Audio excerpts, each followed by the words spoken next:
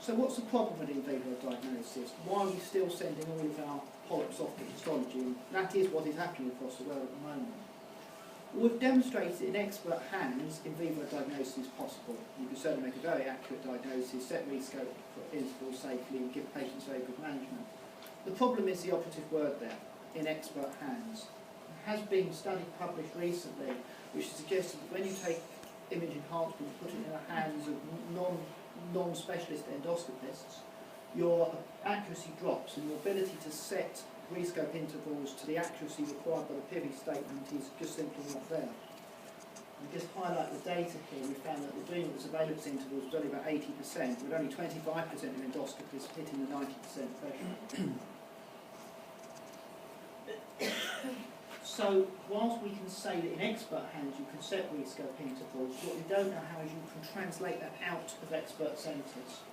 Has been studies suggested that if we use optical magnification it makes the whole process easier, and we think we have to think about this in order for moving the techniques forward.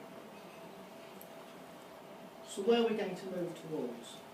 Well, clearly we are probably there for experts. And what we now need to do is set some standards for monitoring and auditing of success in vivo diagnosis. I think with image capture systems and image storage systems it's going to be easier to do this. And all we need to be able to do is decide how we're going to monitor that and how often we're going to audit results. In the hands of non-experts though, we've got a much bigger hill to climb.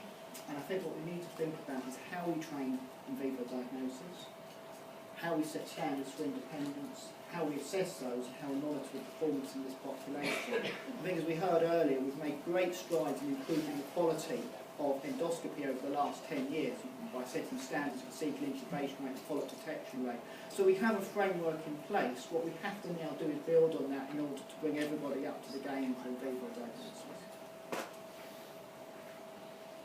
So in summary, in vivo diagnosis is possible and you can achieve excellent results.